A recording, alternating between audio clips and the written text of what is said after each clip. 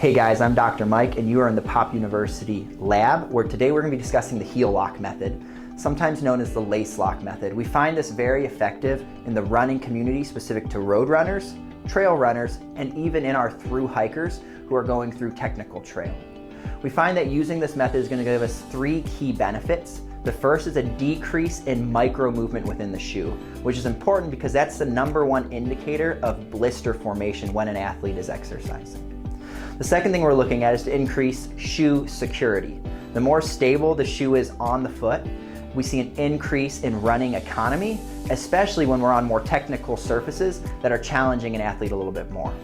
And then lastly, we're looking for an even distribution of pressure around where the shoe is laced up, decreasing any risk of hot spots, irritations, or bruises.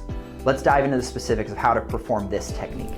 All right, to perform the heel lock or the lace lock method, the first thing you're going to want to do is remove that top lace to make sure that you have the top eyelet available for your utilization to perform that heel lock position. So make sure that on both sides you have that eyelet open and ready to be utilized. You're then going to take the lace on the same side and feed it through the same eyelet, pulling it all the way through. Keep your finger in between the lace so that as you pull it tight, you create a little bit of a spot where you can make a loop.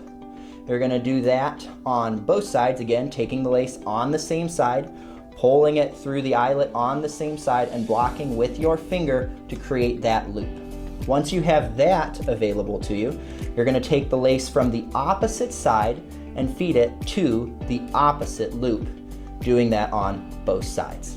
At this point, you really do want to have your foot in the shoe so that once the foot's in, you can start grabbing those laces, pull them nice and tight, and you'll actually see that lace lock method taking into consideration to lock the heel down.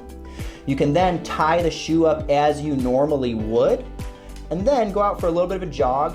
Feel for any heel slippage, you shouldn't be getting any.